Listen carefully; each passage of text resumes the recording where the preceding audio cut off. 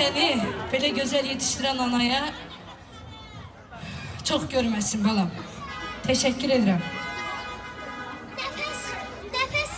Nəfəs xanıma çox alqışlar eləyin. Çünki o çox yaxşı adamdır. Adam deyəndə, yəni adam da. Xanımdır. Çox möhtəşəm xanımdır. Mahnıları çox qəşəngdir. Onun hər bir mahnılarına baxırıq. Televizorumuzda.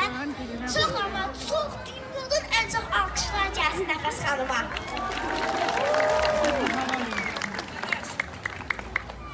Vesibetin var senin. Vesibetin var. Yoktu. Vesibet alak mı bu bakışın? Alak mı? Sen gidirsen o eminin yanına nömrə verirsen ora. Sabah ben sen vesibetimi alıp gönderirim. Nömrə yoktu. Papağın nömrəsini verirsin.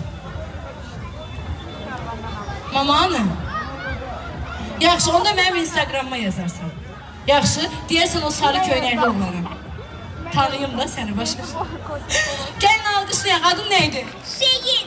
Hüseyin'i alqışlayaq, adına qurban. Yola salam artıq səni. Əl çəksən canımdan. Səndən qurban olur. Bunu deyib gedirəm, çünki Nəfəs xanım çox yaxşı adamdır. Onun bütün canı fəda. Benim de canım sənə fəda oğlum, var ol. Teşekkür ederim. Allah bütün balalarımızı korusun maşallah.